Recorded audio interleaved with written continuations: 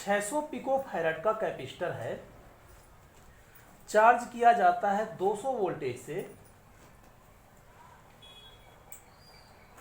तो 200 वोल्ट की बैटरी लगा रखी है और इसको चार्ज किया गया है। उसके बाद it is then disconnected from the supply, उसके बाद इसको जो है सप्लाई से डिस्कनेक्ट कर दिया गया है और डिस्कनेक्ट करने के बाद इसको कनेक्ट किया गया है दूसरे अनचार्ज कैपेसिटर से। दूसरा एक अनचार्ज कैपेसिटर है, उससे इसको जो है कनेक्ट कर दिया गया है। How much electrostatic energy is lost in the process. तो जब इसमें कैपेसिटर को लगाया गया तो कैपेसिटर चार्ज हो गया, इस पे कुछ एनर्जी आ गई होगी, इलेक्ट्रोस्टैटिक एनर्जी आ गई होगी, उसको मान लिया हमने E1।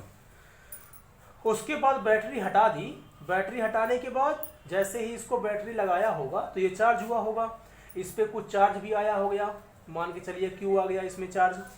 उसके बाद इसको हटा दिया, जैसे ही बैटरी को हटाएंगे तो ये तो अभी चार्ज ही है, ये अभी चार्ज है। और जैसे ही इसको दूसरे अनचार्ज कैपेसिटर से जोड़ेंगे इसको, तो जैसे ही इसको कनेक्ट करेंगे तो ये अपना चार्ज फ्लो करने लग जाएगा और तब तक फ्लो करेगा जब तक कि दोनों के पोटेंशियल क्या नहीं हो जाएंगे, इक्वल नहीं हो जाएंगे।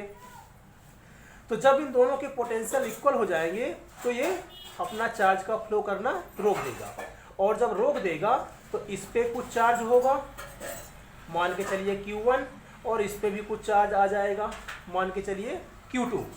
तो जब दोनों के चार्ज Q1 Q2 हो जाएंगे और दोनों का पोटेंशियल सेम हो जाएगा, क्योंकि ये तब तक चार्ज फ्लो करता रहेगा जब तक कि दोनों के पोटेंशियल सेम ना हो जाए। तो जब सेम हो जाएंगे इसके पोटेंशियल, ठीक है, तो इस प्रोसेस में भी इसने कुछ एनर्जी अपनी लॉस कर दी, उसी लॉस वाली एनर्जी को हमें फाइंड करना है कि कितनी लॉस करेगा, ठीक। तो जब ये एनर्जी को लॉस कर देगा तो उसके बाद इसका चार्ज कितना हो जाएगा, पूरे सिस्टम का E2 हो जाएगा। मान लेते हैं कि बाद में इसका चार्ज कितना हो गया, E2। तो यदि हम लॉस निकालना चाहें तो लॉस कैसे निकलेगा, तो जो पहले चार्ज था उसमें से बाद वाले चार्ज को हम माइनस कर दें तो लॉस फाइंड हो जाएगा हमारा, ठीक। अब कैसे करेंगे ये देखते हैं। अच्छा, एक चीज और, ऐसे देखने में ये कैपेसिटर कैसे लग रहे हैं आपको, सीरीज में लग रहे हैं, लेकिन पोटेंशियल इक्वल, पोटेंशियल इक्वल का मतलब समझ रहे हो ना आप। जब कैपेसिटर में पोटेंशियल क्या होता है, इक्वल होता है, तो ये किस में होते हैं, पैरेलल में होते हैं, ठीक। तो इसका भी हम यूज इसमें करेंगे कि इनके पोटेंशियल इक्वल हैं, इसका मतलब ये सीरीज में ना होकर के किस में है, पैरेलल में है। पोटेंशियल इक्वल किस में होता है, पैरेलल में होता है, तो ये किस में है, सीरीज में ना होकर के किस में है, ये इसमें है, पैरेलल में है, ठीक है। तो इसका भी हम आगे चल के यूज करेंगे, ठीक। करते हैं। तो पहले इसकी एनर्जी कितनी है, तो पहली वाली एनर्जी इसकी निकालते हैं। तो E1 इक्वल टू, फार्मूला आपको याद है, 1/2CV²। C कितना है, 600 पिको फैराड, पिको को लिखते हैं -12, और 1/2 CV, V कितना है इसमें 200 वोल्टेज और उसका स्क्वायर। तो जैसे ही इसको सॉल्व करेंगे तो ये आ जाएगा आपका 1/2 600 10 के पावर -12, 2 का स्क्वायर हो जाएगा 4 और 100 का स्क्वायर हो जाएगा 10 के पावर 4। 2 से 4 कैंसिल, 6 2 जा 12, 12 इंटू 10 के पावर -12 प्लस का 4, और ये क्या है, प्लस का 2।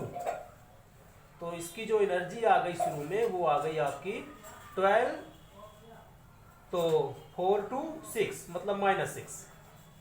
ये जो इतने जूल की एनर्जी इसके अंदर शुरू में है। इस सिस्टम का निकालते हैं तो इस सिस्टम के लिए भी फार्मूला यही होगा, 1/2 CV²। V पता नहीं है, हमें पता करना है कि V कितना होगा। अब V निकालने के पास आपके दो मेथड हैं, आप जिस मेथड का यूज करना चाहें उस मेथड का यूज कर सकते हैं। तो फर्स्ट मेथड और सेकेंड मेथड, जिस मेथड को आपको सही लगे आपको यूज कर लेना है। कैसे करेंगे देखिए, फर्स्ट मेथड में हम लिख सकते हैं कि दोनों के पोटेंशियल इक्वल, दोनों के potential equal, V equal to कितना होता है तो आपको फार्मूला पता है Q equal to C V, तो V इक्वल टू कितना हो जाएगा Q अपॉन सी हो जाएगा। तो ये हो जाएगा Q1 और C1 इक्वल टू हो जाएगा Q2 और C2। तो इसी को हम सिंपल करने के लिए हम ले देते हैं कि मान के चलिए इसमें आ गया हमारा Q डैश, इसमें आ गया Q डैश, और टोटल चार्ज कितना था Q था, टोटल चार्ज कितना था, इस पे Q रहा होगा, जब इसको चार्ज किया होगा तो इस पे कितना आया होगा Q। Q में से कुछ पार्ट दे दिया इसको और बाकी पार्ट किसके पास है, इसके पास, मतलब Q में से इसको मान के चलिए दे दिया Q डैश, तो इसके पास कितना होगा Q माइनस Q डैश, जो इससे निकल चुका है और उसी को इसमें माइनस कर देंगे तो बचा हुआ निकल आएगा। तो इसको मान लिया हमने Q डैश, और C2 कितना है 600 पिको फैरेड, और इसमें कितना हो जाएगा तो Q माइनस Q, और इसका भी कितना है 600 पिको ही है, तो पिको से pico cancel, Q minus Q इधर जाएगा तो आ जाएगा प्लस का 2Q डैश हो जाएगा। ठीक, शुरू में कितना था, शुरू का निकाल लेते हैं हम, शुरू में है, शुरू मतलब यहाँ से स्टार्ट हुआ था, तो शुरू में कितना है तो Q equal to C V, तो C कितना था इसमें 600 पिको, और V कितना था 200 वोल्टेज, बाद में कितना हो गया तो 2Q डैश, बाद का हमें पता नहीं है, तो 2 से 2 कैंसिल, ये आ जाएगा आपका 600 10 के पावर माइनस 12 इंटू 100, तो 6 इंटू 10 के पावर माइनस 12, और ये 2 0 2 0 कितने हो गए 4 0, तो इसको हम लिख सकते हैं प्लस का 4, तो ये आ जाएगा 6 इंटू 10 के power minus 8 coulomb equal to Q dash और Q डैश कूलाम, इतने कूलाम का जो है इसमें आ जाएगा। ठीक है, तो ये निकल आई हमारी किसकी वैल्यू, Q डैश की वैल्यू निकल आई। इसी तरह से सेकंड मेथड में भी हम, ठीक है, अब इसका V निकालना था तो V भी फाइंड कर लेते हैं। V फाइंड करने का तरीका आपको पता ही है, V इक्वल टू कितना हो जाएगा Q अपॉन सी, तो V इक्वल टू ये वाला V, ठीक है, ये हो जाएगा Q, किसी को भी यूज कर लो आप, इसी को यूज कर लेते हैं हम, ये इसी का है ये, तो Q डैश अपॉन सी,